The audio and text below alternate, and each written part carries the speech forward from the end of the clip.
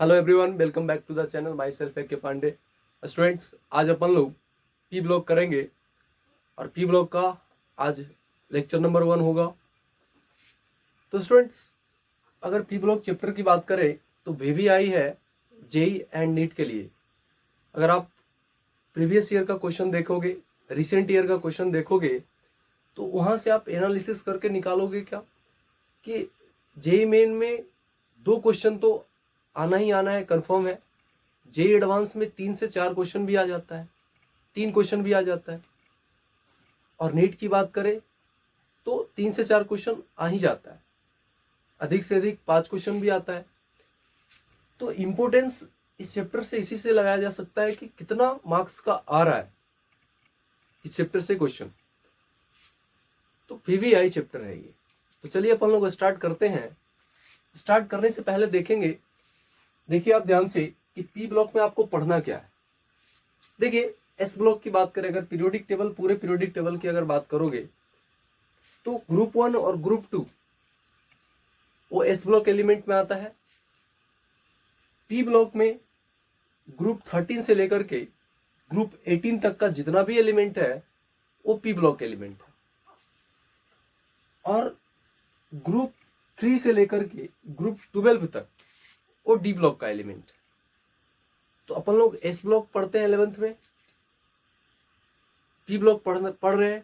और 11th और 12th P block दोनों में है, 11th और 12th दोनों के लिए पी ब्लॉक। तो पी ब्लॉक 11th में ग्रुप 13, 14 एंड 15, और 12th की बात करें तो 16, ग्रुप 16, 17 एंड ग्रुप 18। तो 3 ग्रुप 11th में है और 3 ग्रुप 12th में है। बट वो तो बोर्ड के लिए है, लेकिन हम तो जेई एंड नीट के लिए स्पेशली फोकस कर रहे हैं। तो दोनों के लिए बेनिफिट हो, आप दिमाग में लेके चलेंगे। जो जेई स्टूडेंट है, जो नीट के स्टूडेंट है, उनको फोकस करना है क्या कि सारा पढ़ना पड़ेगा, ग्रुप 13, 14, 15, 16, 17 एंड 18। और इंपोर्टेंट तो है ही, नो डाउट। अगर 2 क्वेश्चन भी पूछता है तो 8 मार्क्स का है, और कंपटीशन में 8 मार्क्स बहुत ही मायने रखता है, राइट। अब सवाल ये है कि ग्रुप 13 से लेकर के ग्रुप 18 है, मीन्स टोटल कितना ग्रुप हो गया? 6 ग्रुप। यानी कि आपको 6 डिफरेंट चैप्टर पढ़ना है। पी ब्लॉक में 6 चैप्टर पढ़ना है। अगर ओवरऑल मिला दिया जाए तो boron family, carbon family, nitrogen family, oxygen family, halogen family, inert gas, तो ये 6 ग्रुप है। और 6 ग्रुप को पार्ट बाय पार्ट अपन लोग डिवाइड करके पढ़ेंगे तो 6 चैप्टर हो जा रहा है। तो हार्डली एक chapter on an average 3 days चलेगा। तो आप अंदाजा लगाइए कि कम से कम पी ब्लॉक 18 लेक्चर्स, 18 से 19 लेक्चर में कंप्लीट होने वाला है, 18 to 19 लेक्चर। नो डाउट बड़ा चैप्टर है, बट क्वेश्चन भी काफी आता है। जेई एंड नीट में क्वेश्चन भी काफी आता है। इसमें पढ़ने का तरीका क्या है? जनरली आप देखोगे मैक्सिमम बच्चों को पी ब्लॉक से डर लगता है। इसलिए लगता है क्योंकि इसमें बहुत सारा रिएक्शन है, लगता है कि रटना पड़ेगा। नहीं, आपको इस ब्लॉक में कराया है तो 3 से 4 रिएक्शन वहां दिमाग में रखना पड़ा था, मतलब याद रखना पड़ा था।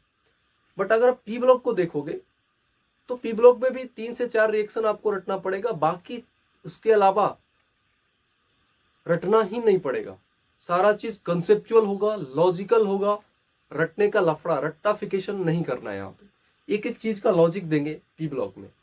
तो आपका काम है, आप लेक्चर को, लेक्चर 1 से लेकर के लेक्चर जितना भी होगा इस चैप्टर में अंत तक, शुरू से अंत तक आप कंटिन्यूअसली कंसंट्रेट करके आप देखते रहेंगे लेक्चर को और क्वेश्चन प्रैक्टिस करते रहेंगे। नो डाउट पी ब्लॉक का कैसा भी क्वेश्चन आएगा, चाहे वो जेई पूछे, चाहे वो नीट पूछे, क्वेश्चन बनना ही बनना है, राइट। तो पी ब्लॉक हमारे लिए काफी इंपॉर्टेंस है। आप प्रीवियस ईयर क्वेश्चन उठा के देखेंगे, जिनको लग रहा है कि कितना इंपॉर्टेंस है, हम तो आपको बताए हैं। आप एक बार प्रीवियस ईयर, जो जेई का स्टूडेंट है वो प्रीवियस ईयर उलट के देखिए, जो नीट के स्टूडेंट है वो नीट का प्रीवियस ईयर उलट के देखिए। तो सवाल आता है, इससे आना ही आना है, कंफर्म है हर साल। तो चलिए अपन लोग स्टार्ट करते हैं पी ब्लॉक में। देखिए, पी ब्लॉक में कितना ग्रुप है? ग्रुप 13, 14, 15, 16, 17 और 18। एक ग्रुप, 2, 3, 4, 5, 6, टोटल 6 ग्रुप है। अब इस टोटल 6 ग्रुप को स्टडी करेंगे। इस टोटल 6 ग्रुप में जितना भी एलिमेंट है उसका जितना भी रिएक्शन होगा उस सारे रिएक्शन को आपके सिलेबस में पढ़ना है। जितना भी रिएक्शन होगा, जितना भी एलिमेंट है पी ब्लॉक में, उतना का सारा रिएक्शन आपके सिलेबस में पढ़ना है। अब देखिए, पहला काम तो पी ब्लॉक में जितना भी एलिमेंट है वो याद होना चाहिए, टिप्स पे याद होना चाहिए। अब याद होना चाहिए, आप डायरेक्ट तो नहीं याद रख सकते, तो आपको याद करने का तरीका बता रहे हैं। पहला चीज boron, aluminium, gallium, indium, thallium है। तो ग्रुप 13 को याद करने का तरीका क्या है? बैगन, आलू, गाजर इन थैला, miss boron, aluminium, gallium, indium, thallium. कौन सी गीत सुनाऊं प्यारो बच्चों? Carbon, silicon, germanium, SnPb। कौन सी गीत सुनाऊं प्यारो बच्चों?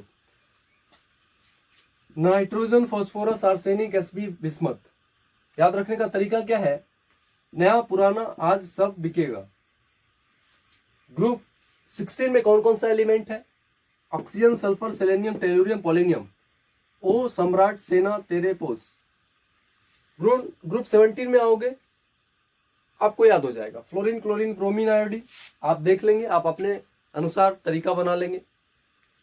Group 18 helium, neon, argon, krypton, xenon, radon. तो हम जैसे याद रखे थे आपको बता दिए, ये हमको देखते के साथ पूरा का पूरा कंफर्म याद है। Fluorine, chlorine, bromine, iodine, astatine, helium, neon, argon, krypton, xenon, radon. बाकी याद रखने का तरीका भी आपको बता दिए। तो पहला काम तो पी ब्लॉक का सारा एलिमेंट आपको याद होना चाहिए। तो याद हो गया सभी को? मेरे साथ बोलेंगे। ग्रुप 13 में कौन कौन सा एलिमेंट है? Boron, aluminium, gallium, indium, thallium. Group 14 पे आएंगे। ग्रुप 14 में कौन कौन सा एलिमेंट है?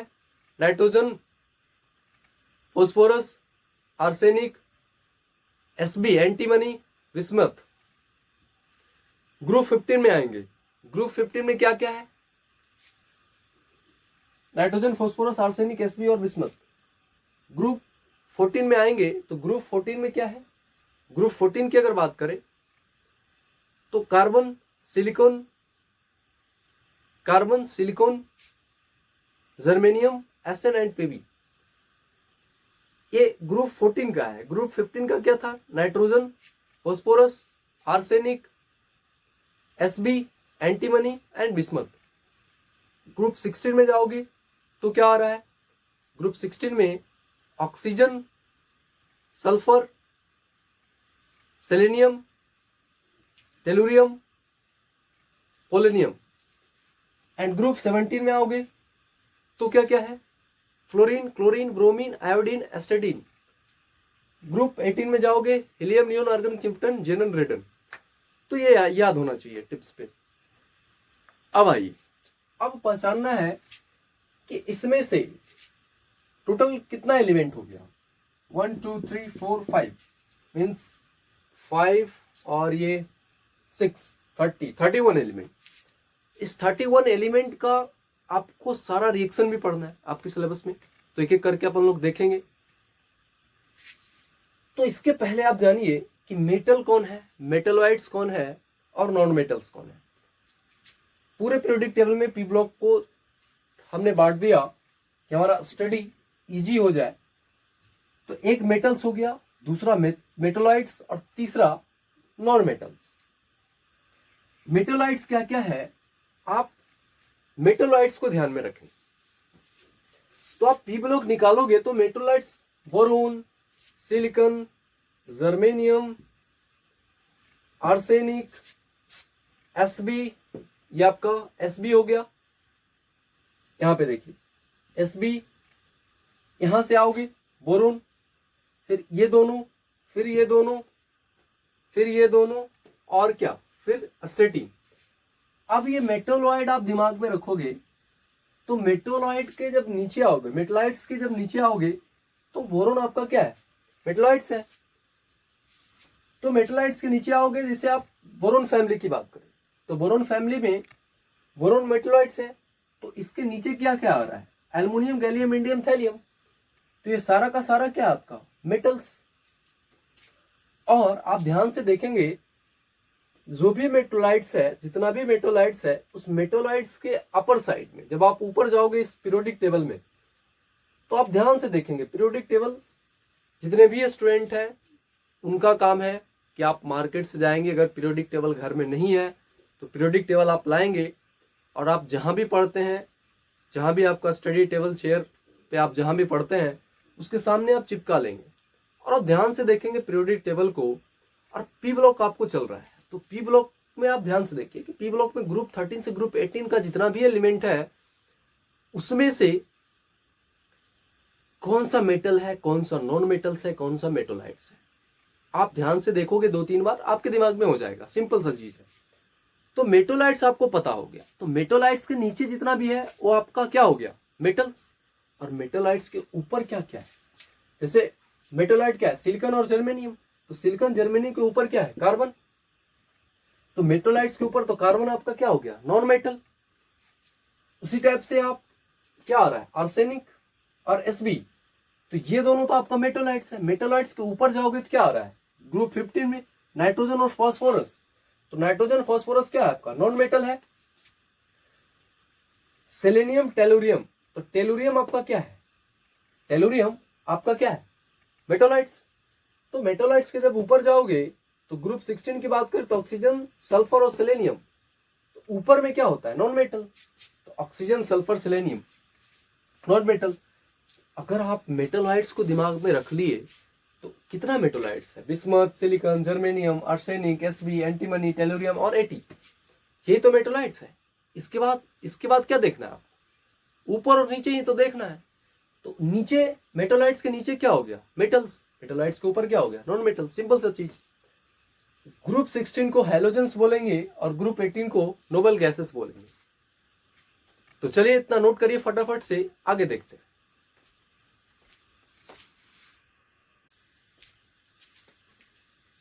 तो चलिए हम लोग पी ब्लॉक का 10 से 15 मिनट बेसिक्स देखेंगे, उसके बाद अपन लोग पी ब्लॉक में डिटेल से चर्चा करेंगे। ग्रुप 13 पे आएंगे, ग्रुप 14, फिर 15, फिर 16। पहले तो ग्रुप 13 पे आएंगे, फिर 14, फिर 15, फिर 16, 17 और 18। तो पहले 10 से 15 मिनट अपन लोग बेसिक देखेंगे, बेसिक क्लियर करेंगे। देखिए यहाँ पे आपको जीरो से सुपर एडवांस तक ले जाया जाएगा, जीरो से सुपर एडवांस, इस जीरो से आपको हीरो बनाएंगे, जीरो से सुपर एडवांस तक। क्योंकि आप जब जेई एडवांस का सवाल सोल्व करोगे तो जेई एडवांस का सवाल में क्या है, अगर बेसिक क्लैरिटी नहीं है तो आप कितना भी हवा में तीर मार लो, लक्ष्य तक नहीं पहुंचने वाला, इस हिसाब से क्वेश्चन नहीं बनेगा। तो बेसिक क्लियर होना बहुत जरूरी है, तभी आप सोच पाओगे कॉन्सेप्ट को, राइट। तो समय तो लगेगा डेफिनेटली। देखिए पी ब्लॉक का बेसिक्स, तो पी ब्लॉक में क्या है, पहला काम तो पी ब्लॉक कहेंगे किसको, आप कैसे जानोगे कि ये पी ब्लॉक का एलिमेंट है। आपको कोई भी एलिमेंट दे देगा अननोन, आप कैसे पता करोगे, सिर्फ एटॉमिक नंबर दे दिया है तो डेफिनेटली कर सकते हो। क्या करोगे कि उसमें देखिए कि लास्ट इलेक्ट्रॉन अगर एलिमेंट का पी सबसेल में इंटर कर रहा है तो उसको पी ब्लॉक एलिमेंट बोलेंगे। तो बेसिकली देखिए लास्ट इलेक्ट्रॉन का मतलब क्या हो रहा है, अगर आप ध्यान से देखोगे तो लास्ट इलेक्ट्रॉन का मतलब क्या हो रहा है, आपको यहां पे समझाते हैं। What is meant by last electron, last electron का मतलब क्या हो रहा है कि लास्ट इलेक्ट्रॉन पी सबसेल में इंटर करेगा तो उसको बोलेंगे पी ब्लॉक का एलिमेंट है। तो लास्ट इलेक्ट्रॉन ध्यान से देखिए, जैसे हम बोरोन का एग्जांपल ले रहे हैं, तो बोरोन का एटॉमिक नंबर 5 है। तो जब आप इसका इलेक्ट्रॉनिक कॉन्फ़िगरेशन करोगे 1s2 2s2 2p1, तो 2 2 4 2 2 2 4 1 5, तो लास्ट इलेक्ट्रॉन कहां इंटर कर रहा है, पी सबसेल में। और कितना इलेक्ट्रॉन है पी में, एक। तो जब एक है तो बोल देंगे ग्रुप 13 का है, क्योंकि पी ब्लॉक का एलिमेंट कहां से स्टार्ट हो रहा है, ग्रुप 13 से स्टार्ट हो रहा है। अगर ये पी का 2 इलेक्ट्रॉन होता तो बोलते ग्रुप 14 है, 3 होता तो 15, 4 होता तो 16, उसी टाइप से देखते जाएंगे। तो लास्ट इलेक्ट्रॉन कहाँ इंटर कर रहा है? लास्ट इलेक्ट्रॉन पी सब सेल में इंटर कर रहा है, यानी कि ये किस ब्लॉक का एलिमेंट है? पी ब्लॉक का एलिमेंट है। तो इसमें कितना प्रोटॉन है? बोरोन में 5 प्रोटॉन है, एंड इलेक्ट्रॉन भी कितना है इसमें? 5 इलेक्ट्रॉन है। तो अगर आप देखोगे कि लास्ट इलेक्ट्रॉन इंटर कर लिया, अगर इस ब्लॉक में इंटर करता, एस सबसेल में इंटर करता, एस सबसेल में लास्ट इलेक्ट्रॉन इंटर करता, तो बोलते क्या? इस ब्लॉक का एलिमेंट है। तो यही चीज यहां पे लिखा गया है। अगर एस सबसेल में करता तो एस ब्लॉक का एलिमेंट, पी में कर रहा है तो पी ब्लॉक का एलिमेंट, सिंपल सा। अब क्वेश्चन है, how many maximum electron can be filled in S subshell? तो एस सबसेल में मैक्सिमम कितना इलेक्ट्रॉन आप फिल्ड करोगे? How many maximum electron can be filled in S subshell? तो एस सबसेल में मैक्सिमम कितना इलेक्ट्रॉन आप फिल्ड करते हो? 2। और 2 इलेक्ट्रॉन मैक्सिमम फिल्ड करते हो, तो इसकी वजह से, इसलिए मैक्सिमम 2 इलेक्ट्रॉन आप एस सबसेल में फिल्ड करते हो, तो एस ब्लॉक में ग्रुप भी कितना होता है? 2। तो S block has 2 group.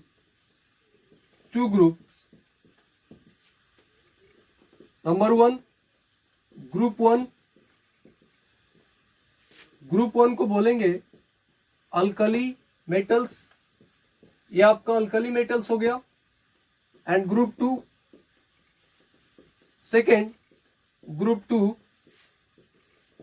Alkaline earth metals.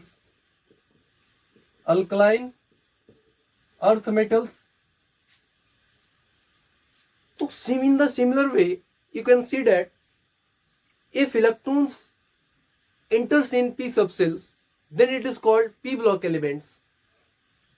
Otherwise, electrons enter in s subcells, then it is called s block elements. But आपका फोकस कहाँ होना है? क्वेश्चन कर रहा है how many maximum electrons can be filled in P subshell. तो P subshell में maximum 6 electron fill कर सकते हो। तो इसीलिए पी ब्लॉक में मैक्सिमम 6 ग्रुप भी होता है। तो एस ब्लॉक में मैक्सिमम 2 इलेक्ट्रॉन फिल कर रहे थे तो 2 ग्रुप होता है। तो उसी टाइप से जब आप पी ब्लॉक में करोगे तो पी सबसेल में 3 ऑर्बिटल है। एक ऑर्बिटल में मैक्सिमम, देखिए इलेक्ट्रॉन फिल करने का जो तरीका होगा, hoods rule, polish exclusion principle, ये सारा यहाँ पे एप्लीकेबल होगा। तो मैक्सिमम 6 इलेक्ट्रॉन आप फिल करते हो। मैक्सिमम कितना इलेक्ट्रॉन करते हो फिल? 6 electron, maximum 6 electron. इसमें इसलिए इसमें कितना ग्रुप होता है? There are 6 group. There are 6 group in P block, right? तो नोट करिए इसको, फटाफट से आगे देखते हैं।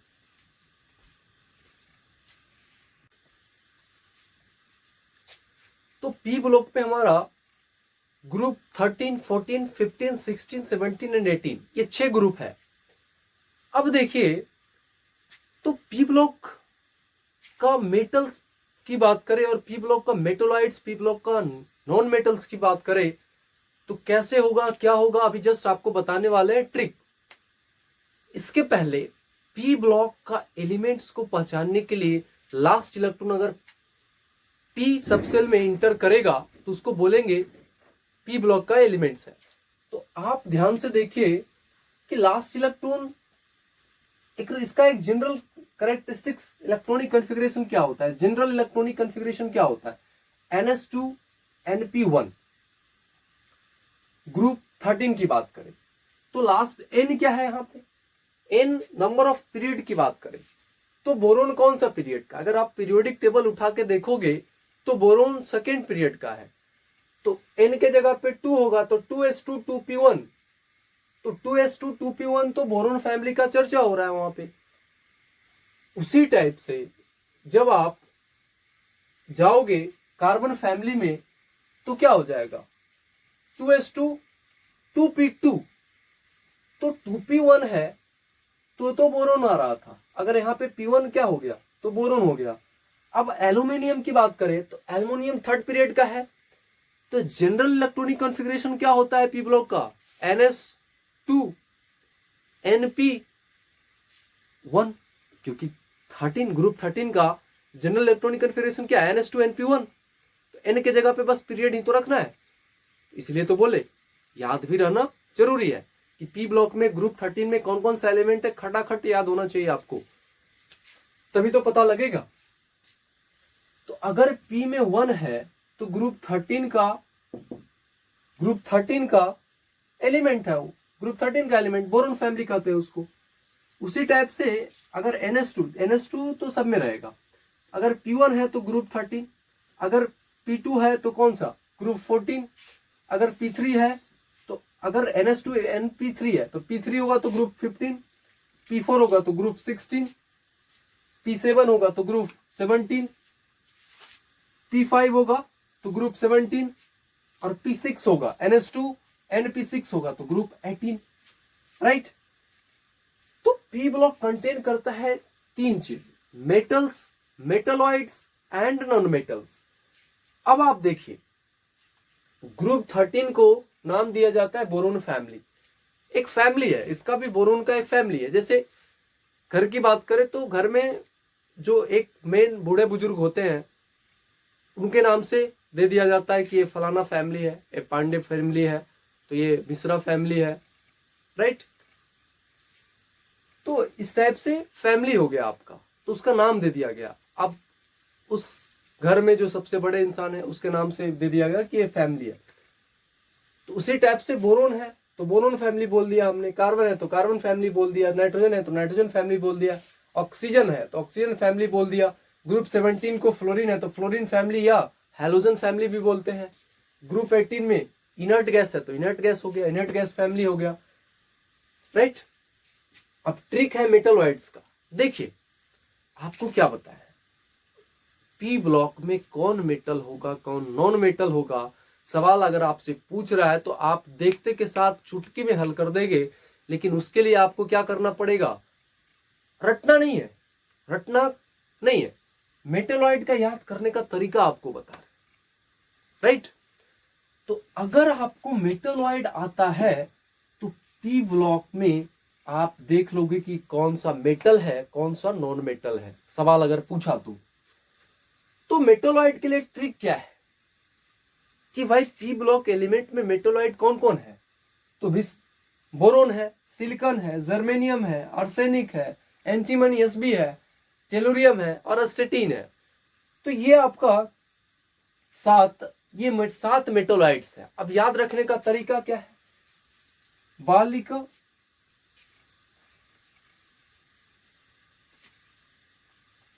बालिक सीता गीता ऐश्वर्या सब ट्यूशन आते,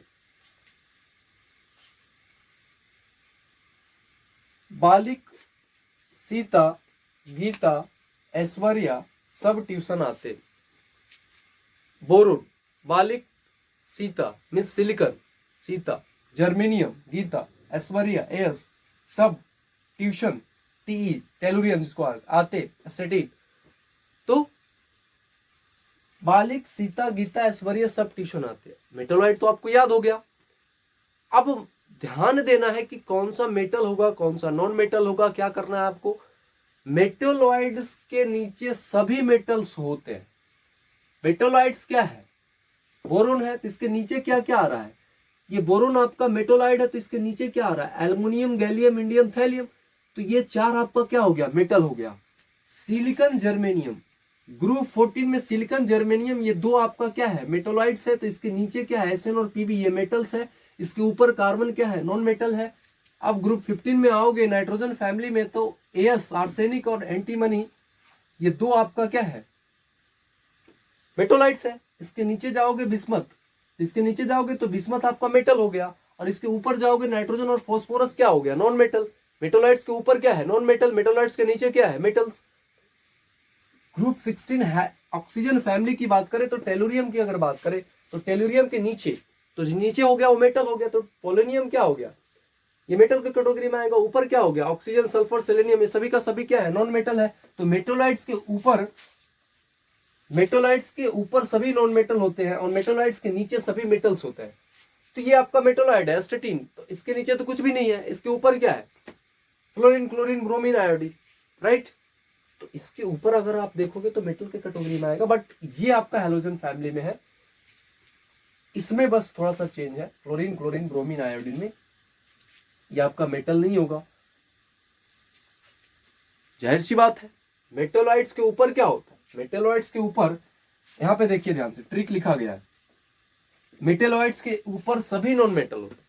तो मेटोलाइट्स के ऊपर फ्लोरीन, क्लोरीन, ब्रोमीन, आयोडीन ये क्या है, नॉन मेटल है, क्योंकि वो मेटोलाइट के ऊपर है। नीचे रहेगा तो मेटल होगा। और ये आपका इनर्ट गैस है, helium neon argon krypton generator, helium neon argon krypton generator. तो चलिए नोट करिए फटाफट से, आगे बढ़ते हैं।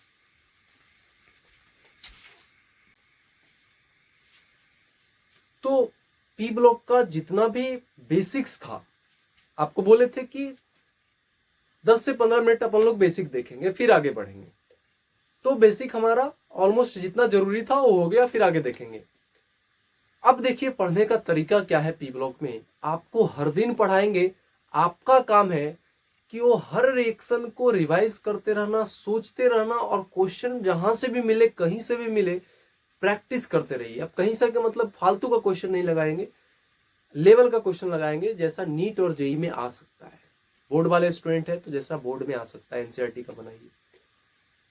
अब आते हैं, ये तो तरीका हो गया पढ़ने का, और हर दिन रिवाइज करना है। पी ब्लॉक ऐसा चैप्टर है, इसमें पढ़ने का तरीका क्या है, slow and study wins the race. इसमें तेजी से नहीं भागना है, राइट। स्लोली स्लोली पढ़ते जाना है और आगे बढ़ते जाना है, हर दिन करते जाना है। थोड़ा लंबा जाएगा ये चैप्टर, घबराना नहीं है आपको, करते जाना है बस। तो चलिए अब आते हैं बोरोन फैमिली।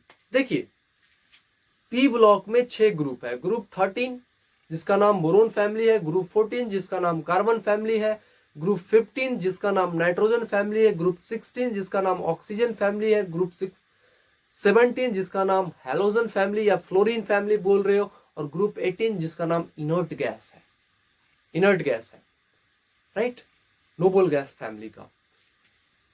तो ये 6 फैमिली आपको पढ़ना है। तो अपन लोग पहला फैमिली से स्टार्ट करते हैं जिसका नाम है बोरोन फैमिली। तो एक एक फैमिली को जान जाएंगे। जानने का एज द सेंस, जानने का मतलब क्या है कि बोरोन फैमिली में कितना रिएक्शन पढ़ना है, क्या कॉन्सेप्ट है, वो सारा डिटेल में पढ़ेंगे। एक फैमिली को जानेंगे फिर दूसरे फैमिली पे जाएंगे, राइट। तो चलिए अपन लोग बोरोन फैमिली को जानते हैं। तो देखिए बोरोन फैमिली, ग्रुप 13 को बोरोन फैमिली कहते हैं। और बोरोन फैमिली का जो सदस्य है वो क्या क्या है, बोरोन फैमिली का में कौन कौन सा एलिमेंट है, boron, aluminium, gallium, indium, thallium. आप देखिए पहला point, electronic configuration of boron family का एक जनरल वे क्या है, NH2NP1। N यहाँ पे अगर आपको नंबर ऑफ पीरियड पता है कि पी ब्लॉक का एलिमेंट आपको याद है और पता है कि अच्छा ये उस पीरियड का है, कौन सा पीरियड का है, अगर सेकेंड पीरियड का है तो इनके जगह पे 2 रख दीजिए, थर्ड पीरियड का है तो 3 रख दीजिए, फोर्थ पीरियड का है तो 5 रख दीजिए, सिक्स पीरियड का है तो 6 रख दीजिए, राइट। तो उसी टाइप से आपको एन के जगह पे नंबर ऑफ पीरियड पुट करना है। तो बोरोन सेकेंड पीरियड का है तो एन के जगह पे 2 रखोगे तो 2s2 2p1, तो बोरोन हो गया ना सेकेंड पीरियड का। थर्ड क्या है, एल्युमिनियम, तो थर्ड पीरियड का है तो एन के जगह पे 3 रखोगे तो 3s2 3p1। Gallium fourth period का है तो एन के जगह पे 4 रखोगे 4s2 4p1। Indium fifth period का है तो एन के जगह पे 5 रखोगे तो 5s2 5p1। Thallium six period का है तो 6s2 6p1। तो ये हो गया आपका इलेक्ट्रॉनिक कॉन्फ़िगरेशन। अब आते हैं कि ऑर्डर ऑफ साइज, जहां से अब क्वेश्चन आएगा अब वो शुरू हो रहा है कि ऑर्डर ऑफ साइज क्या होगा। देखिए बोरोन फैमिली में थोड़ा सा कुछ आप जिसको एक्सेप्शन कर रहे हो, बेसिकली वो एक्सेप्शन है नहीं, ये एक्सप्लेनेशन है। इररेगुलर ऑर्डर आएगा। जनरली क्या होता है, आप डाउन द एज भी नो जैसा कि आप क्या जानते हो कि जैसे जैसे आप move down in a group जाते हो, आपका साइज क्या करता है, इंक्रीज करता है। क्यों? क्योंकि नंबर ऑफ सेल बढ़ रहा है आपका। अब एक अपार्टमेंट में आप रह रहे हो, जिस भी मकान में आप रह रहे हो, वहां नंबर ऑफ कमरा अगर बढ़ रहा है तो जाहिर सी बात है साइज भी तो बढ़ेगा। बढ़ेगा कि नहीं बढ़ेगा? तो साइज बढ़ रहा है। तो जनरली होना क्या चाहिए और होता क्या है, ऊपर से जब नीचे आते हो तो साइज बढ़ता है एलिमेंट का, बट बोरोन फैमिली में वो एक्सेप्शन नहीं है। इरेगुलर ट्रेंड किसकी वजह से आता है? डी ब्लॉक कॉन्ट्रैक्शन और लेंथेनाइड कॉन्ट्रैक्शन की वजह से। बेसिकली होता क्या है, देखो जनरल एक ट्रेंड क्या आएगा, जनरल ट्रेंड आएगा कि बोरोन से साइज एल्युमिनियम का बड़ा होगा, एल्युमिनियम से गैलियम का बड़ा होगा, और गैलियम से इंडियम का बड़ा होगा, इंडियम से थैलियम का बड़ा होगा। बट ऐसा होता नहीं है, थोड़ा स्लाइटली चेंज है। क्या है वो कि बोरोन से एल्युमिनियम का बड़ा होना चाहिए, बट ऐसा नहीं। बोरोन से गैलियम बड़ा होता है और गैलियम से एल्युमिनियम बड़ा होता है। तो एल्युमिनियम गैलियम से बड़ा हो जाता है due to D block contraction या डी ट्रांजिशन आप कहोगे, वो तो कोऑर्डिनेशन कंपाउंड में पढ़ेंगे, वो कलर को एक्सप्लेन करता है, कंफ्यूज नहीं करना आपको। ये डी ब्लॉक कॉन्ट्रैक्शन है। डी ब्लॉक कॉन्ट्रैक्शन अभी जस्ट आपको पढ़ाने वाले हैं, आगे पूरा डिटेल में समझाने वाले हैं। तो ये डी ब्लॉक कॉन्ट्रैक्शन की वजह से होता है। इंडियन और थैलियम का आई थिंक 10 की पावर 4 -4, मतलब 3-4 एंगस्ट्रम की पावर आपको वेरी करता है। तो एंगस्ट्रम तो पता है, एक एंगस्ट्रम बराबर 10 की पावर -10 मीटर होता है, बहुत ही कम। तो उतना से वेरी कर रहा है, तो थोड़ा बहुत वेरी करेगा। आप इंडियम और थैलियम को आप इक्वल भी कर सकते हो, ऑलमोस्ट इक्वल भी कर सकते हो, बट स्लाइटली अगर एक्सपेरिमेंटली देखा गया है कि थैलियम का इंडियम से ज्यादा होता है। तो थोड़ा सा स्लाइटली तो डिफरेंस है। गैलियम और एल्युमिनियम को ध्यान में रखना है। गैलियम और एल्युमिनियम में अगर आप जनरल ट्रेंड सोचिए, कॉन्सेप्ट से सोचेंगे तो क्या आ रहा था? As we know, we move down in a group, size increases. तो जैसे जैसे आप नीचे आओगे, कमरा बढ़ेगा, नंबर ऑफ सेल बढ़ेगा, साइज बढ़ेगा। तो एल्युमिनियम से ज्यादा गैलियम में होना चाहिए, बट बोरोन फैमिली में थोड़ा सा स्लाइटली इरेगुलर ट्रेंड है। Due to D block contraction की वजह से ज्यादा किसका हो जाता है? गैलियम का कम हो जाता है और एल्युमिनियम का ज्यादा हो जाता है। और इंडियम थैलियम का ज्यादा होता है, लेकिन ऑलमोस्ट आप मान सकते हो कि बराबर भी हो सकता है। अगर क्वेश्चन में रहे तो बराबर भी हो सकता है, राइट। अगर एक ऑप्शन दिया है तो आप ज्यादा मारेंगे। तो नोट करिए फटाफट से, आगे देखते हैं डी ब्लॉक कॉन्ट्रैक्शन। तो नोट करिए इसको।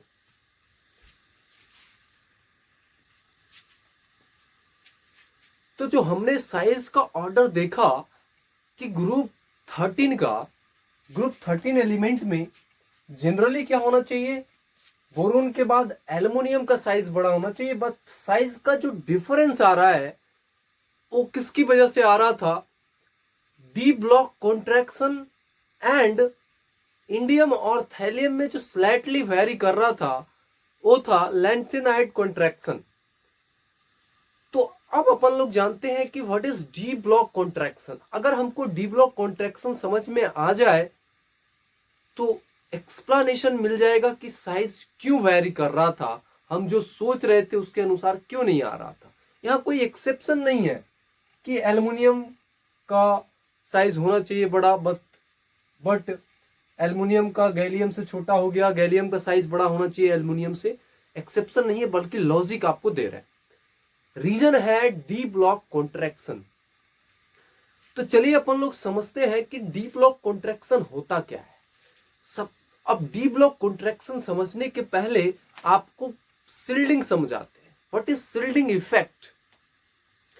जब आपको periodic table and its properties में आपको पढ़ाए थे जेड इफेक्टिव, तो वहां पे आपको बताया गया था शिल्डिंग इफेक्ट के बारे में। तो एक बार थोड़ा सा आपको समझाते हैं, रिकॉल करते हैं। आप ध्यान से सुनेंगे तो सारा क्रिस्टल क्लियर हो जाएगा। पहला चीज क्या है, ध्यान से सुनिए। What is shielding effect? कि शिल्डिंग कौन कर रहा है, शिल्डिंग इलेक्ट्रॉन किसको कहेंगे? तो ध्यान से देखिए आप ये तो हमारा न्यूक्लियस है। तो न्यूक्लियस और बाहर का इलेक्ट्रॉन के बीच में ये तो पॉजिटिव है, न्यूक्लियस में पॉजिटिव चार्ज है और इलेक्ट्रॉन में नेगेटिव चार्ज है। तो पॉजिटिव और नेगेटिव के बीच में तो अट्रैक्शन होगा। तो चाहेगा अंदर का न्यूक्लियस और बाहर का इलेक्ट्रॉन को क्या करना, अट्रैक्ट करना। बट जो ये वाला इलेक्ट्रॉन है वो एक शील्डिंग का काम करता है बेसिकली।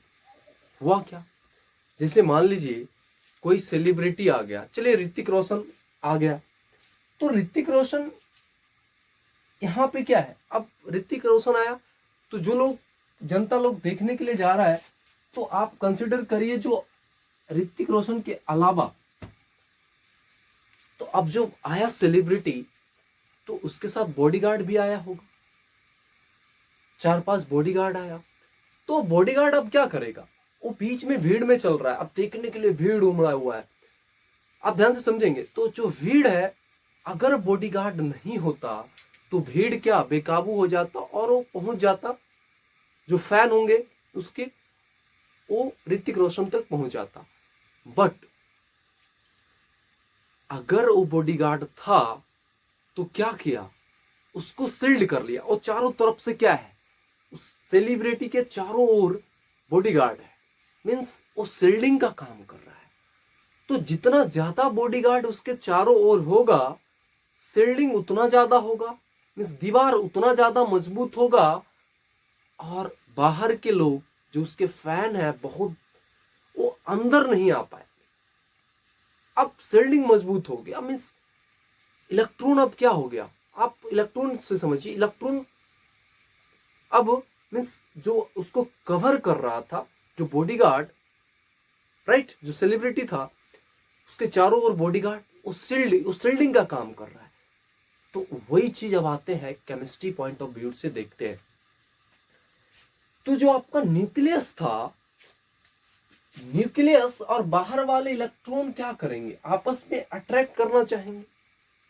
तो दीवार जितना मजबूत होगा, बाहर का इलेक्ट्रॉन और अंदर का न्यूक्लियस के बीच में नेट फोर्स ऑफ अट्रैक्शन क्या होगा, कम होगा। अगर दीवार मजबूत है तो मिस सील्डिंग ज्यादा करेगा, अगर सील्डिंग कम करेगा मिस बॉडीगार्ड कमजोर है, वीक है, कम है बॉडीगार्ड, 4 के जगह 2 ही बॉडीगार्ड है, तो बाहर से भीड़ आके अंदर चला आएगा, पहुंच जाएगा सेलिब्रिटी तक।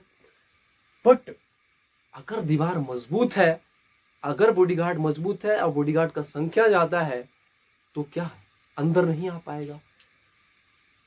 तो जब वो इलेक्ट्रॉन, जब उस सील्डिंग अगर पुअर हो रहा है, तो बाहर का इलेक्ट्रॉन क्या करेगा, अंदर खींच लेगा, अट्रैक्ट कर लेगा। तो जब वो अंदर खींचेगा तो साइज क्या हो जाएगा, ऑटोमेटिक छोटा हो जाएगा। तो समझ में आया कि नहीं आया। तो यही तो हो रहा है डी ब्लॉक कॉन्ट्रैक्शन में। तो डी ब्लॉक कॉन्ट्रैक्शन में क्या हो रहा है, एक बार फ्रेश से आप समझिए केमिस्ट्री के पॉइंट ऑफ व्यू से, राइट। देखिए डी ब्लॉक, सबसे पहले चीज जानेंगे कि जो इलेक्ट्रॉन फिलिंग हो रहा है, आप कौन सा सेल में होगा, डी सब सेल में इलेक्ट्रॉन इंटर्स करेगा, लास्ट इलेक्ट्रॉन डी सब सेल में इंटर करेगा। जब आप पीरियोडिक टेबल उठा के देखोगे, तो जैसे आप थर्ड से फोर्थ पीरियड की ओर मूव करोगे, तो इलेक्ट्रॉन्स जब अब स्टार्ट क्या होगा, फिल करना डी सब सेल में होगा। मींस जैसे ही आप थर्ड से फोर्थ पीरियड में है, इलेक्ट्रॉन डी सब सेल में फिल होगा, और वो एलिमेंट क्या हो जाएगा, डी ब्लॉक का एलिमेंट हो जाएगा। देन इलेक्ट्रॉन्स इन डी सब सेल पुअर सील्डिंग शो करता है। क्यों करता है आपको बता रहे। देखिए डी सब सेल का जो शेप होता है, डी ऑर्बिटल का जो शेप होता है, वो डिफ्यूज्ड होता है। आपको एटॉमिक स्ट्रक्चर में पढ़ाए हैं। देखिए एस सब सेल का जो शेप होता है वो तो स्फेरिकल होता है, पी का डम्बल होता है, और डी सब सेल का डबल डम्बल होता है, ऐसा डी सब सेल का डबल डम्बल होता है इस टाइप से। तो ये तो आपका डी सब सेल हो गया। अब इलेक्ट्रॉन क्या होता है, डिस्ट्रीब्यूटेड होता है चारों ओर। तो इलेक्ट्रॉन ज्यादा डिस्ट्रीब्यूटेड होगा, मींस एक जगह दीवार मजबूत नहीं होगा। इलेक्ट्रॉन डिस्ट्रीब्यूटेड, इधर है, इधर है, एक जगह इलेक्ट्रॉन नहीं है, बॉडीगार्ड फैला हुआ है। तो बीच में गैप निकलेगा तो बाहर से लोग अंदर आके क्या करेंगे, घुस जाएंगे। बट अगर इलेक्ट्रॉन डिफ्यूज नहीं होता, तब तो है शील्डिंग मजबूत होता। लेकिन डी सब सेल में, डी ब्लॉक में जो दीवार है आपका, जो इलेक्ट्रॉन है वो डिस्ट्रीब्यूटेड है। तो डिस्ट्रीब्यूटेड है तो दीवार कम बनेगा, मींस इलेक्ट्रॉन डिस्ट्रीब्यूटेड है, इलेक्ट्रॉन फैला हुआ है दूर दूर में। तो दीवार अब जो इसके बीच का ये जो है बाहर का इलेक्ट्रॉन और अंदर का न्यूक्लियस के बीच में जो दीवार बनेगा वो मजबूत नहीं होगा, मींस कमजोर होगा। तो बाहर वाले इलेक्ट्रॉन को क्या करेगा, ये न्यूक्लियस अट्रैक्ट करेगा और इसकी वजह से साइज क्या हो जाएगा, हमारा छोटा हो जाएगा। तो यही काम तो हो रहा है। गैलियम और एल्युमिनियम में देखोगे तो जनरली तो गैलियम और एल्युमिनियम में गैलियम का साइज बड़ा होना चाहिए, लेकिन ऐसा नहीं हुआ, क्योंकि जब गैलियम में जाओगे थर्ड पीरियड से फोर्थ पीरियड में जाओगे तो 3 to 4th पीरियड में मूव करोगे तो इलेक्ट्रॉन आप डी सबसेल में फिल करना शुरू कर दोगे। तो डी ब्लॉक का कॉन्ट्रैक्शन होगा और उसकी वजह से साइज छोटा हो जाएगा और गैलियम का कम हो जाएगा। समझ में आ रहा है? वही तो है जो आपको लिखे हैं हिंदी में, आप एक एक करके पढ़िए कि जो न्यूक्लियस है वो अट्रैक्ट करेगा आउटर इलेक्ट्रॉन्स को। That is why element of fourth period has less size than third period element. तो जो फोर्थ पीरियड का एलिमेंट होगा, तो फोर्थ पीरियड का एलिमेंट कौन है, गैलियम है, थर्ड पीरियड का एल्युमिनियम है। तो न्यूक्लियस जब अट्रैक्ट करेगा बाहर वाले इलेक्ट्रॉन को जब अट्रैक्ट करेगा, अब ऐसा तो ऐसा समझो ना, जैसे मान लो अब दीवार कमजोर है, ये आपका दीवार है, ये आपका शील्डिंग का काम कर रहा है। जब ये कमजोर है और ये बाहर का इलेक्ट्रॉन है, यहाँ पे 2 इलेक्ट्रॉन है, अगर दीवार कमजोर है तो अंदर आके दीवार तोड़ते हुए न्यूक्लियस तक पहुंच जाएगा। अगर दीवार मजबूत होता तो बाहर का इलेक्ट्रॉन आ पाता क्या, नहीं आता। लेकिन अब दीवार तो मजबूत हो गया ना, जब दीवार मजबूत हो गया तो बाहर का इलेक्ट्रॉन नहीं आएगा। लेकिन हम लोग जानते हैं कि डी एंड एफ सबसेल की अगर बात करें तो डी एंड एफ सबसेल क्या होता है, पुअर शील्डिंग होता है। आपको पढ़ा है periodic table and its properties chapter में, पूरा डिटेल में चर्चा की है जेड इफेक्टिव का जब चर्चा कर रहे थे, periodic table and its properties inorganic का चैप्टर नंबर 1, वहां पे आपको पढ़ाया गया है। तो D and F subshell poor shielding effect show करता है, पुअर शील्डिंग इफेक्ट होता है। इसका लॉजिक है कि डी एंड एफ सबसेल में जो इलेक्ट्रॉन होते हैं वो डिफ्यूज्ड होते हैं।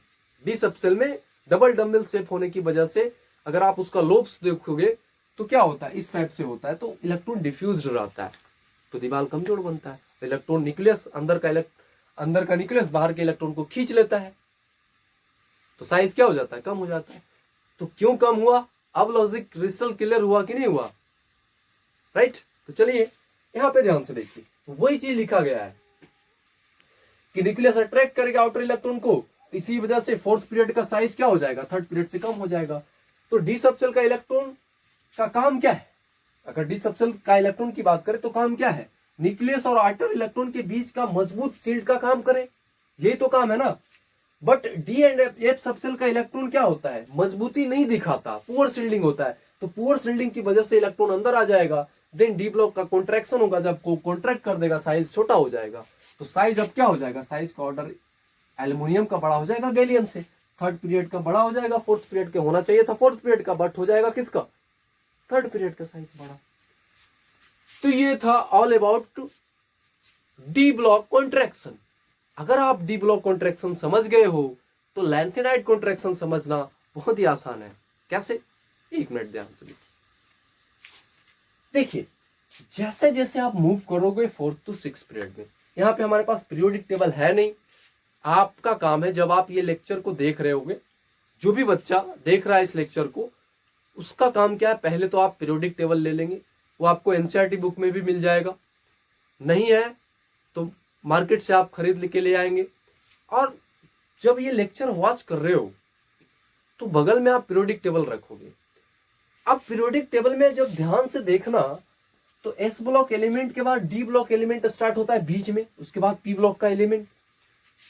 तो लैंथेनाइड कॉन्ट्रैक्शन क्या करता है, आप देखो जब 5th से 6th पीरियड में जाओगे, तो 5th से 6th पीरियड में जाओगे तो इलेक्ट्रॉन अब स्टार्ट किस में भराना शुरू हो जाएगा, भरना शुरू हो जाएगा एफ सब सेल में। जब एफ सब सेल में इलेक्ट्रॉन भरना शुरू हो जाएगा तो आपको पता है कि डी एंड एफ सब सेल का पुअर शिल्डिंग होता है। तो डी एंड एफ सब सेल का पुअर शिल्डिंग होने की वजह से जो एफ सब सेल का इलेक्ट्रॉन है, तो due to poor shielding of F subshell electron, F subshell electron का पुअर शिल्डिंग होने की वजह से साइज ऑलमोस्ट क्या होता है, कंपरेबल होता है। तो देखिए 2-4 एंगस्ट्रम का बड़ा होता है थैलियम। अगर एग्जामिनर थोड़ा सा घुमा के सवाल पूछ दिया है ना, बेबहिया तरीके से, तो इंडियम से थैलियम का ज्यादा होता है 2-4 एंगस्ट्रम, मतलब स्लाइटली आप ऑलमोस्ट इक्वल रख सकते हो, है ना। बोलते हैं ना 10:0, बट इक्वल टू 0 होता नहीं है, लगभग 0 के बराबर होता है। तो उसी तरह से इंडियम और थैलियम लगभग बराबर होता है। आप बोल सकते हो बराबर भी, तो बराबर भी बोल सकते हो और ग्रेटर भी बोलोगे, कोई दिक्कत नहीं है, क्योंकि अब साइज क्या हो जाएगा, बिकम्स स्मॉलर, ऑलमोस्ट कंपेरेबल भी होता है। तो जब आप देखोगे तो साइज क्या हो जाएगा, बोरोन से गैलियम का ज्यादा और गैलियम से एल्युमिनियम का ज्यादा, और इंडियम और थैलियम का कंपेरेबल साइज भी मिलेगा या उससे बड़ा हो जाएगा ड्यू टू लैंथेनाइट कॉन्ट्रैक्शन। तो इंडियम और थैलियम में कंपेरेबल साइज किसकी वजह से आ रहा है, लैंथेनाइट कॉन्ट्रैक्शन की वजह से। तो लैंथेनाइट कॉन्ट्रैक्शन क्या होता है आपको पता भी है, राइट। तो आई थिंक मुझे लगता है कि हम आपको अच्छे से समझा दिया और क्रिस्टल क्लियर हो गया। बाकी अगर एक बार में नहीं समझ में आया तो लेक्चर को 2 बार 3 बार देखिए और बहुत ही बेहतर वे में आपको समझ में आ जाएगा। तो चलिए नोट करिए, फटाफट से आगे देखते हैं।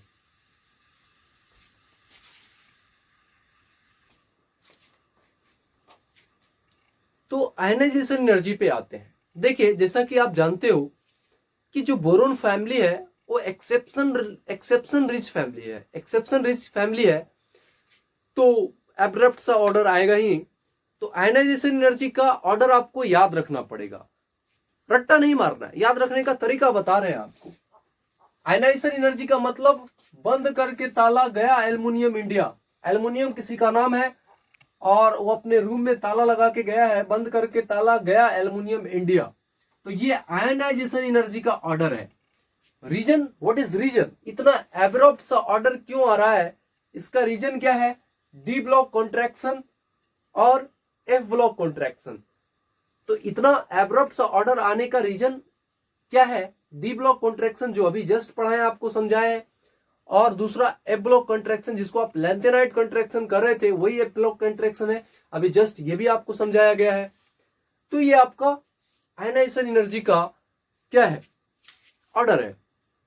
तो एग्जामिनेशन में आ जाए बोरोन फैमिली का आयनाइजेशन एनर्जी का ऑर्डर क्या होगा, एब्रप्ट सा ऑर्डर है। मोस्ट ऑफ द लोग कंफ्यूज करते हैं बट आप कंफ्यूज नहीं करोगे। क्या ऑर्डर है, बंद करके ताला गया एल्युमिनियम इंडिया, मींस बंद मींस बोरोन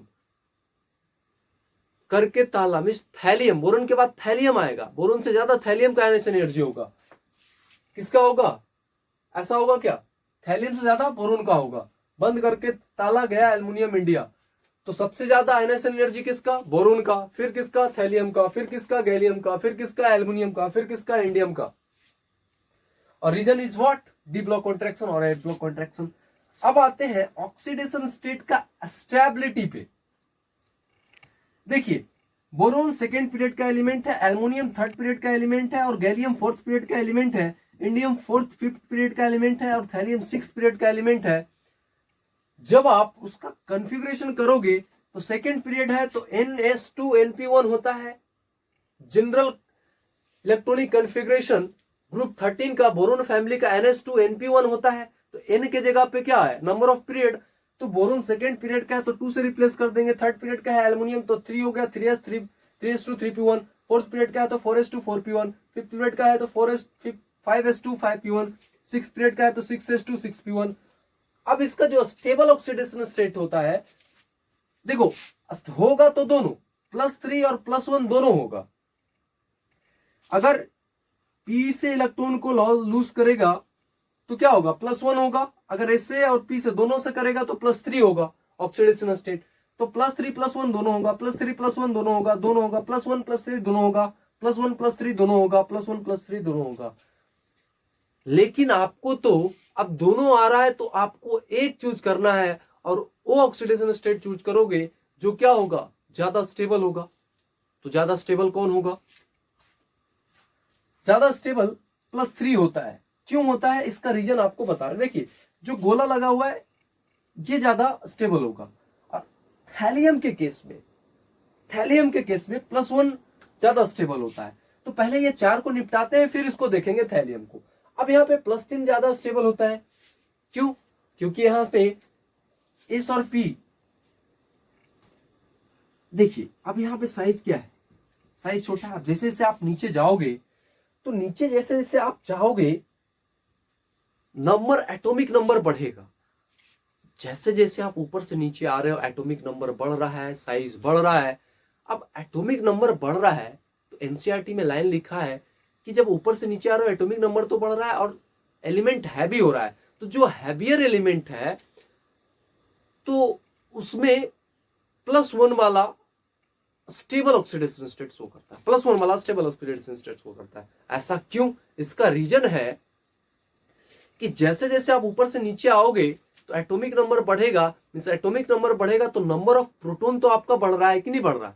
तो जब नंबर ऑफ प्रोटॉन बढ़ रहा है यानी कि न्यूक्लियर चार्ज तो बढ़ रहा है ना।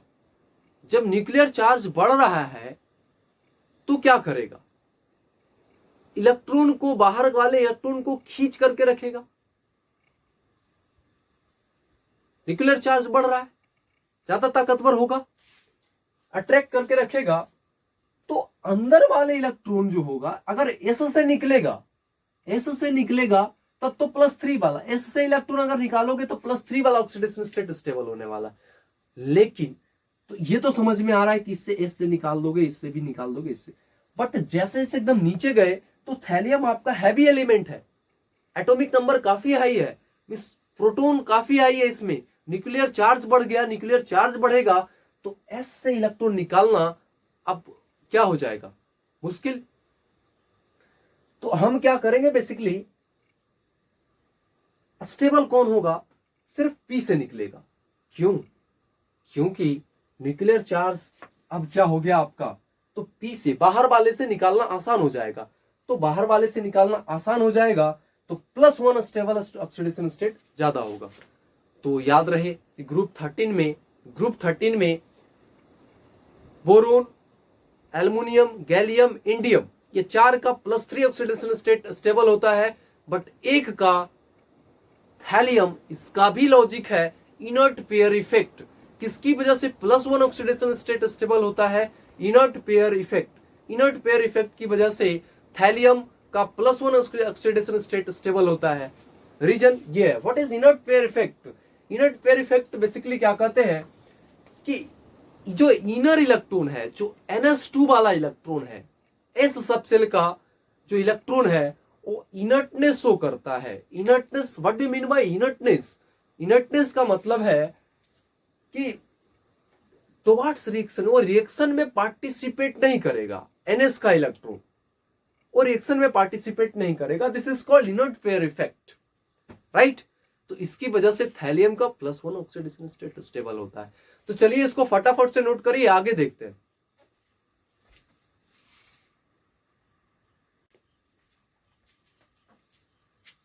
तो देखिए मेल्टिंग पॉइंट का ऑर्डर देखते हैं हम लोग कि मेल्टिंग पॉइंट क्या होगा बेसिकली बोरोन फैमिली का। कि जैसा कि आप जानते हो कि boron family exception rich family है, तो मेल्टिंग पॉइंट में भी क्या होगा, कुछ एब्रप्ट सा ऑर्डर आएगा। तो यूजुअली मेटल्स का देखिए, मेटोलॉइड, वो वाला कॉन्सेप्ट आपको याद होना चाहिए। मेटोलॉइड याद करने का तरीका कि मेटोलॉइड कौन कौन सा है, बालिका, सीता, गीता, ऐश्वर्या सब ट्यूशन आते, ये मेटोलॉइड्स है आपका, राइट। अब मेटोलॉइड्स के जो नीचे है वो सारा मेटल था, और मेटोलॉइड्स के जो पीरियोडिक टेबल में ऊपर है, जो भी मेटोलॉइड्स है वो पीरियोडिक टेबल आप खोल के देखेंगे, जब भी पढ़ने बैठेंगे इस लेक्चर को पीरियोडिक टेबल सामने रखेंगे और देखेंगे कि मेटोलॉइड क्या क्या है। आपको बता चुके हैं ट्रिक याद रखने का। तो मेटोलॉइड का जो नीचे है पीरियोडिक टेबल में उसको मेटल्स, और जो ऊपर है उसको नॉन मेटल्स कहते हैं। तो मेटल्स का क्या होता है, मेल्टिंग पॉइंट हाई होता है, बट यूजुअली मेटल्स का मेल्टिंग पॉइंट हाई होता है, बट नॉन मेटल्स जो बोरोन है, बोरोन क्या है आपका, बोरोन की अगर बात करें तो बोरोन तो मेटलॉइड है। तो यूजुअली होता क्या है कि मेटल्स का मेल्टिंग पॉइंट हाई होता है, बट बोरोन का मेल्टिंग पॉइंट हाई है किसके कंपेयर में? As compare to aluminium, gallium, indium, thallium. होना क्या चाहिए था? बोरोन तो आपका मेटलॉइड है, बट मेटल्स का हाई होता है मेल्टिंग पॉइंट, तो होना चाहिए था एल्युमिनियम, गैलियम, इंडियम, थैलियम का, ये सब का जो मेटल है उसका मेल्टिंग पॉइंट ज्यादा होना चाहिए था, बट बोरोन का ज्यादा मेल्टिंग पॉइंट होता है। रीजन ये है बिकॉज जो सॉलिड बोरोन है उसका स्ट्रक्चर आइकोसाहेड्रॉन होता है। आइकोसाहेड्रॉन कहने का मतलब जो बोरोन कंटेन करेगा 12 कॉर्नर, वो 12 कॉर्नर कंटेन करता है और 20 फेसेस। कैसे 20 फेसेस है आप देखेंगे, ये आइकोसाहेड्रॉन का स्ट्रक्चर है। तो 1 2 3 4 5 6 7 8 9 10, तो ये 10 फेसेस जो आपको दिखाई दे रहे हैं ये 3D व्यू है। तो अब 3D व्यू को आपको दिखा नहीं सकते इस बोर्ड पे, क्योंकि 3D व्यू को इस बोर्ड पे, बोर्ड 2D है, तो 2D में आपको पता नहीं लगेगा, बट ये आप 3D में देखोगे, जब आप उसको उठा के देखोगे, सामने से 3D व्यू देखोगे, तो ये जो 10 फेसेस आपके सामने दिखाई दे रहा है, इसको पलटोगे तो जस्ट इसके पीछे भी तो 10 फेस मिलेगा आपको। तो टोटल फेसेस आइकोसाहेड्रॉन में कितना हो गया? 20, और कॉर्नर 12 हो गया। तो आइकोसाहेड्रॉन स्ट्रक्चर होने की वजह से मेल्टिंग पॉइंट बोरोन का ज्यादा हो जाता है in compare of metals, right. तो वही लिखा गया है, डी टू आइकोसाहेड्रॉन स्ट्रक्चर बोरोन है ऑलमोस्ट डबल मेल्टिंग पॉइंट हो जाता है। तो ऑर्डर आपका ये हो गया, सबसे ज्यादा किसका हो गया? बोरोन का। अब आते हैं लास्ट प्रॉपर्टी क्या है? डेंसिटी। तो डेंसिटी में थोड़ा सा रहम कर दिया है कि डेंसिटी में कोई एक्सेप्शन नहीं है, कोई एब्रप्ट सा ऑर्डर नहीं, आप जैसा सोचोगे वैसा ही आने वाला है। क्या मजे की बात है। तो डेंसिटी में क्या होगा? डेंसिटी क्या होता है? Mass by volume. अगर मास बढ़ेगा तो डेंसिटी बढ़ेगा। तो अगर आप देखते हो पीरियोडिक टेबल में, as we move down the group, ऊपर से नीचे आते तो साइज बढ़ता है, साथ में एटॉमिक नंबर, एटॉमिक मास भी तो बढ़ता है। एटॉमिक मास बढ़ता है, डेंसिटी बढ़ेगा, तो ऊपर से नीचे आओगे डेंसिटी बढ़ेगा। तो डेंसिटी का ऑर्डर क्या? ऊपर से नीचे आओगे तो थैलियम का सबसे ज्यादा डेंसिटी, फिर इंडियम, फिर गैलियम, फिर एल्युमिनियम, फिर बोरोन। तो सबसे सीधा ऑर्डर है। अब बेसिकली जो गैलियम होता है ना, गैलियम मेल्ट कर जाता है। जैसे ही हाथ पे लोगे गैलियम को निकालिए और हाथ पे लोगे तो गलना शुरू हो जाएगा। क्यों? ऐसा क्यों होता है? क्योंकि जो आपका बॉडी का टेम्परेचर होता है वो 32 डिग्री सेल्सियस होता है, और गैलियम का मेल्टिंग पॉइंट का जो टेम्परेचर होता है वो 30 डिग्री सेल्सियस होता है। तो गैलियम का मेल्टिंग पॉइंट 30 डिग्री सेल्सियस होता है और आपका बॉडी का टेम्परेचर 32 डिग्री सेल्सियस है, मीन्स ज्यादा है। तो अब क्या करने लगेगा? वो मेल्ट करना शुरू हो जाएगा गैलियम। तो gallium in liquid in summer and solid in winter. तो जो गैलियम है आपका, तो गर्मी में आपका क्या होता है? लिक्विड में होता है, और जो ठंडा में होता है वो क्या होता है? गैलियम सॉलिड में होता है। तो गैलियम सॉलिड भी होता है और लिक्विड में भी होता है, दोनों स्टेट में मिलेगा। बट वो डिपेंड करेगा कि मौसम कैसा है। अगर मौसम गर्म है तो गैलियम क्या होगा? लिक्विड में मिलेगा। अगर मौसम ठंडा है तो गैलियम सॉलिड में मिलेगा आपको। अब आपके लिए लास्ट में ये चॉकलेट क्वेश्चन है। पहला क्वेश्चन है why thallium acts as alkali metal, और दूसरा क्वेश्चन है what is the oxidation state of gallium in GaCl2। ये काफी अच्छा क्वेश्चन है, ये आ भी सकता है नीट में, क्योंकि ये 90s के जेई एडवांस में क्वेश्चन आया हुआ है। तो आप, ये आपका होमवर्क है, ये आपका HW है, आप करके आएंगे होमवर्क, नेक्स्ट क्लास में डिस्कस करेंगे। तो आज के लिए अपन इतना ही रखते हैं, बाकी नेक्स्ट क्लास में देखते हैं। देखिए इतना अमेजिंग सा लेक्चर आपको फ्री ऑफ कॉस्ट मिल रहा है, तो क्या आप मेरे लिए इतना भी नहीं कर सकते कि मोर से मोर अधिक स्टूडेंट को शेयर करिए। आप एक स्टूडेंट हो तो आप अपने दोस्तों, कम से कम एक बच्चे का तो कम से कम 4-5 दोस्त तो होगा, वो 4-5 को शेयर करिए, वो 4-5 5-6 को शेयर करेंगे, फिर आगे ऐसे ऐसे बढ़ता जाएगा।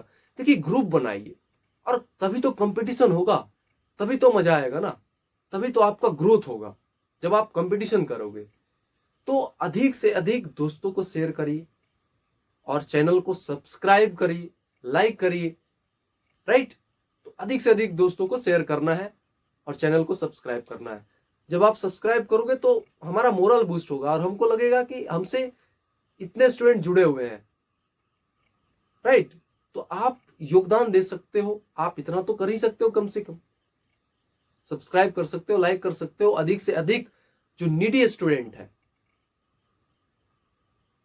उन तक पहुंचाइए इतना अमेजिंग सा लेक्चर, उनको शेयर करिए, अधिक से अधिक शेयर करिए, तभी तो इंडिया ग्रेटेस्ट बनेगा।